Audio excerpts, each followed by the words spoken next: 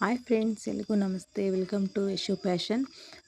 ಇವತ್ತು ಮೊದಲನೆಯಾಗಿ ನಾನು ಟೈಲರಿಂಗ್ ಕ್ಲಾಸ್ನ ಸ್ಟಾರ್ಟ್ ಮಾಡ್ತಿದ್ದೀನಿ. ಅಂದರೆ ಮನೇಲೇ ಯಾರೆಲ್ಲ ಕೂತು ನನ್ನ ಚಾನಲ್ ನೋಡಿಕೊಂಡು ಟೈಲರಿಂಗ್ ಕ್ಲಾಸ್ ಕಲಿಬೇಕು ಅನ್ನೋರು ಫಸ್ಟ್ನೇದಾಗಿ ನಾನು ಒಂದು ಸೀರೆ ಫಾಲ್ನ ಮತ್ತು ಸೈಡ್ ಜಿಗ್ಜಾಗ್ ಆಗಿರೋ ಸ್ಯಾರಿಗೆ ಕುಚ್ಚಾಕೋದು ಹೆಂಗೆ ಅಂತ ನಾನು ಹೇಳ್ಕೊಡ್ತಾ ಇದ್ದೀನಿ.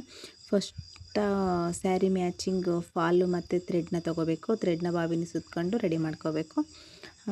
ಪ್ರಥಮವಾಗಿ ನಾವು ಬ್ಲೌಸು ಸ್ಟಿಚ್ ಮಾಡೋಕ್ಕೆ ಹೋದರೆ ಸ್ವಲ್ಪ ಪ್ರಾಬ್ಲಮ್ ಆಗುತ್ತೆ. ಅಂದರೆ ಸ್ಟಿಚ್ಚಿಂಗ್ ನೀಟಾಗಿ ಬರೋರಿಗೇನೂ ತೊಂದರೆ ಆಗೋಲ್ಲ. ಸ್ಟಿಚ್ಚಿಂಗ್ ಬರಲ್ವಲ್ಲ ಅಂಥವ್ರಿಗೆ ಸ್ವಲ್ಪ ತೊಂದರೆ ಅನಿಸುತ್ತೆ. ನಾರ್ಮಲ್ ಸ್ಟಿಚ್ಚಿಂಗ್ ಬರೋರು ಫಾಲ್ನ ಯಾವ ರೀತಿ ಹಾಕೋದು ಅಂತ ನಾನು ಈ ಸಿಂಪಲಾಗಿ ಒಂದು ವಿಡಿಯೋನ ಹೇಳ್ಕೊಡ್ತಾ ಇದ್ದೀನಿ. ನನ್ನ ಚಾನಲ್ ಹೊಸ್ದಾಗಿ ನೋಡೋರು ಸಬ್ಸ್ಕ್ರೈಬ್ ಮಾಡ್ಕೊಳ್ಳಿ. ಪ್ರತಿದಿನ ನಾನು ವಿಡಿಯೋ ಅಪ್ಲೋಡ್ ಮಾಡ್ತೀನಿ. ಅಂದರೆ ಕಟ್ಟಿಂಗು ಸ್ಟಿಚ್ಚಿಂಗು ನೀಟಾಗಿ ಹೇಳ್ಕೊಡ್ತೀನಿ.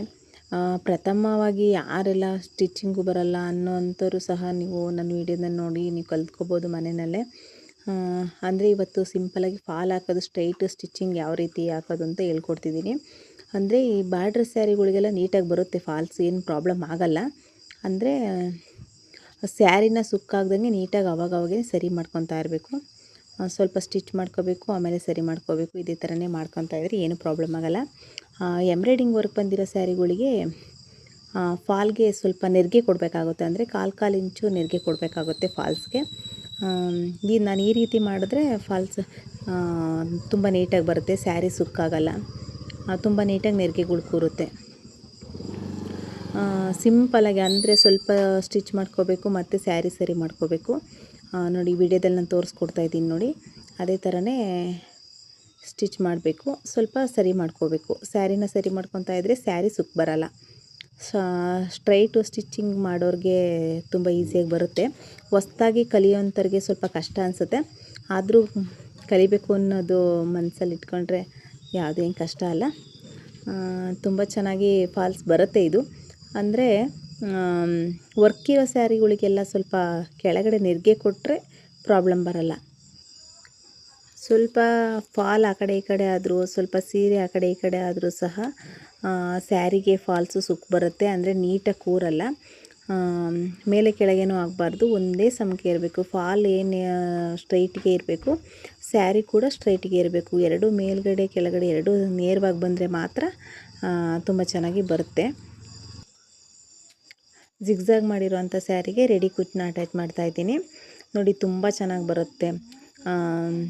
ನಾವು ಕುಚ್ಚು ಕಟ್ಟಕ್ಕೆ ಕೊಟ್ಟರೆ 400-500 ರೂಪಾಯಿ ತೊಗೊತಾರೆ ಸ್ಯಾರಿ ಕುಚ್ಚು. ಅಷ್ಟು ಗ್ರ್ಯಾಂಡಾಗಿದೆ ನೋಡಿ ಇದು ಕುಚ್ಚು, ಎಷ್ಟು ನೀಟಾಗಿ ಬರ್ತಾಯಿದೆ ಅಂತ. ತುಂಬ ಚೆನ್ನಾಗಿ ಕಾಣಿಸುತ್ತೆ. ಒಂದು 150 ರುಪೀಸ್ಗೆ ಕುಚ್ಚು ರೆಡಿಯಾಗಿ ಹೋಗುತ್ತೆ. ತುಂಬ ಗ್ರ್ಯಾಂಡಾಗಿ ಲುಕ್ಕಾಗಿ ಯುನಿಕ್ಕಾಗಿ ಕಾಣುವಂಥ ಕುಚ್ಚು. ಇವಾಗ ಎಲ್ಲ ಕಡೆಯೂ ಸಿಗುತ್ತೆ ಇದು ರೆಡಿ ಕುಚ್ಚು. ತುಂಬ ಅರ್ಜೆಂಟ್ ಇರೋವಂಥವ್ರಿಗೆಲ್ಲ ನಾನು ಇದೇನೇ ತಂದು ಹಾಕೋದು. ಬೇಕಂದರೆ ಮಾತ್ರ ಕಟ್ಟೋಕ್ಕೆ ಕೊಡ್ತೀನಿ.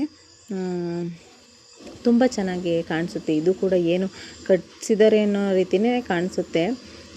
ಅಂದರೆ ಹ್ಯಾಂಡ್ಮೇಡ್ ಥರನೇ ಕಾಣಿಸುತ್ತೆ, ರೆಡಿ ಅನಿಸೋದೇ ಇಲ್ಲ. ಅಷ್ಟು ತುಂಬ ಗ್ರ್ಯಾಂಡಾಗಿ ಬಂದಿದೆ. ಕಡಿಮೆ ದುಡ್ಡಲ್ಲಿ ಇಷ್ಟು ಎಲ್ಲ ಗ್ರ್ಯಾಂಡಾಗಿ ಬರುತ್ತೆ, ತುಂಬ ಚೆನ್ನಾಗಿರುತ್ತೆ ನೋಡಿ.